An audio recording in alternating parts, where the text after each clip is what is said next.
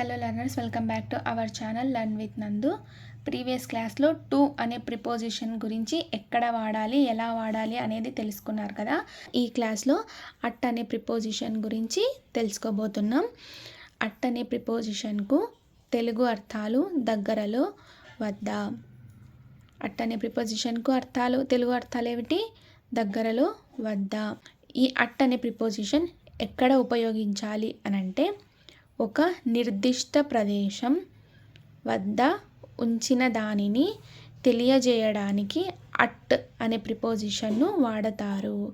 నిర్దిష్ట ప్రదేశం అంటే ఖచ్చితంగా అక్కడే ఉంది, ఖచ్చితంగా అక్కడే ఉన్నాను, లేదా ఖచ్చితంగా స్పెసిఫిక్ లొకేషన్ లేదా అడ్రస్ను తెలియచేయడానికి అట్ అనే ప్రిపోజిషన్ని వాడతారు. ఎక్కడ వాడతారు ఈ అట్ అనే ప్రిపోజిషన్ అని అంటే, స్పెసిఫిక్ లొకేషన్కు మరియు అడ్రస్కు ఈ అట్ అనే ప్రిపోజిషన్ని వాడతారు. ఖచ్చితంగా అక్కడే ఉంది, అక్కడే ఉన్నారు, అక్కడే ఉన్నాము, అక్కడే ఉంది అని చెప్పడానికి ఈ అట్ అనే ప్రిపోజిషన్ని యూస్ చేస్తారు. ఎగ్జాంపుల్స్ చూద్దాం.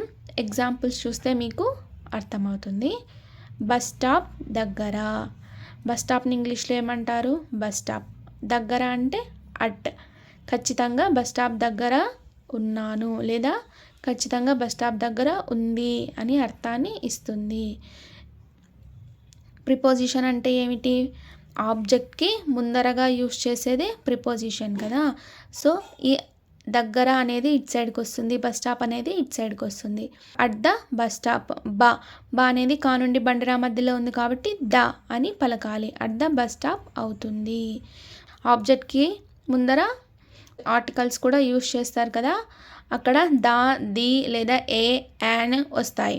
అది ఇక్కడ ఏం వాడాలి అనేది ప్రీవియస్ క్లాసెస్లోనే చెప్పుకున్నాం. సో ఇప్పుడు కూడా మనం ఇక్కడ ద అనే ఆర్టికల్ని వాడతారు.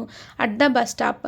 ద అంటే మీటి ఖచ్చితంగా స్పెసిఫిక్ లొకేషన్కు ఖచ్చితమైన వాటికి తెలియజేయడానికి మాత్రమే ఈ ద అనే ప్రిపోజిషన్ యూస్ చేస్తాం కదా. సో అట్ అన్నా కూడా same meaning. At the bus stop ఖచ్చితంగా బస్ స్టాప్ దగ్గర ఉంది లేదా ఉన్నాను, ఉన్నాము అనే అర్థాన్ని ఇస్తుంది. ఈ దగ్గరని ఇంగ్లీష్లో ఏమంటారు? అట్. బస్ స్టాప్ని ఇంగ్లీష్లో ఏమంటారు? Bus stop. సో ఈ దగ్గర అనేది ఇట్ సైడ్కి వస్తుంది, బస్ స్టాప్ అనేది ఇట్ సైడ్కి వస్తుంది. అట్ ద బస్ స్టాప్ అవుతుంది. టీవీ వద్ద. At the TV. టీవీని ఇంగ్లీష్లో ఏమంటారు? టీవీ. వద్ద అంటే అట్. ఈ వద్ద అనేది ఇట్ సైడ్కి వస్తుంది, టీవీ అనేది ఇట్ సైడ్కి వస్తుంది. అట్ ద టీవీ అవుతుంది. టీవీకు ఏ ఆర్టికల్ వస్తుంది? ద అనే ఆర్టికల్ వస్తుంది. అట్ ద టీవీ అవుతుంది. ఖచ్చితంగా టీవీ దగ్గర ఉంది. స్పెసిఫిక్ లొకేషన్స్కి మాత్రమే అట్ అనే ప్రిపోజిషన్ని యూస్ చేస్తారు. ప్రిపోజిషన్ అంటే ఏమిటి? ఆబ్జెక్ట్కి ముందరగా యూస్ చేసేదే ఈ ప్రిపోజిషన్, గుర్తుంచుకోండి. డోర్ వద్ద. డోర్ని ఇంగ్లీష్లో ఏమంటారు? డోర్. వద్ద అంటే అట్. వద్ద అనేది ఇట్ సైడ్కి వస్తుంది, డోర్ అనేది ఇట్ సైడ్కి వస్తుంది. అట్ ద డోర్ అవుతుంది. జాయ్ వద్ద. జాయ్ని ఇంగ్లీష్లో ఏమంటారు? జాయ్. వద్ద అంటే అట్. ఈ వద్ద అనేది ఇట్ సైడ్కి వస్తుంది, జాయ్ అనేది ఇట్ సైడ్కి వస్తుంది. అట్ జాయ్ అవుతుంది. నేమ్స్కి ఆర్టికల్స్ యూస్ చేయరు కాబట్టి ఇక్కడ ఏ ఆర్టికల్ రాదు. అట్ జాయ్ అవుతుంది. మార్కెట్ వద్ద. మార్కెట్ని ఇంగ్లీష్లో ఏమంటారు? మార్కెట్. వద్ద అని ఇంగ్లీష్లో ఏమంటారు? అట్. వద్ద అనేది ఇట్ సైడ్కి వస్తుంది, మార్కెట్ అనేది ఇట్ సైడ్కి వస్తుంది. అట్ ద మార్కెట్ అవుతుంది. ఇక్కడ ద అనేది ఎందుకు యూస్ చేస్తారని అంటే, ఖచ్చితంగా మార్కెట్ దగ్గర అని తెలియజేయడానికి మాత్రమే ఈ దాని యూస్ చేస్తారు. మార్కెట్ని తెలుగులో ఎలా రాస్తారు? మా అంటే కా నుండి బండిరా మధ్యలో ఉంది కాబట్టి ద అని పలకాలి. అట్ ద మార్కెట్ అవుతుంది. మా స్కూల్ దగ్గర. మా అని ఇంగ్లీష్లో ఏమంటారు? అవర్. స్కూల్ అంటే స్కూల్. దగ్గర అని ఇంగ్లీష్లో ఏమంటారు? అట్. ఎప్పుడైనా సరే ప్రిపోజిషన్ అంటే ఏమిటి? ఆబ్జెక్ట్కి ముందరగా వాడేది ఈ ప్రిపోజిషన్. సో ఈ దగ్గర అనేది ఇట్ సైడ్కి వస్తుంది, ఫ్రంట్ సైడ్కి. మా స్కూల్ అనేది ఇట్ సైడ్కి వస్తుంది. అట్ అవర్ స్కూల్ అవుతుంది. చివరిన అంటే అట్ లాస్ట్. పని వద్ద. వద్దని ఇంగ్లీష్లో ఏమంటారు? అట్. పని అంటే వర్క్. ఈ వద్ద అనేది ఇట్ సైడ్కి వస్తుంది, పని అనేది ఇట్ సైడ్కి వస్తుంది. అట్ వర్క్ అవుతుంది. సమయము చెప్పడానికి అతి ముఖ్యంగా అట్ అనే ప్రిపోజిషన్ని వాడతారు. సమయం చెప్పడానికి కూడా ఈ ప్రిపోజిషన్ని వాడతారు. ఎలా అనంటే, 3 గంట వద్ద. At 3 o'clock.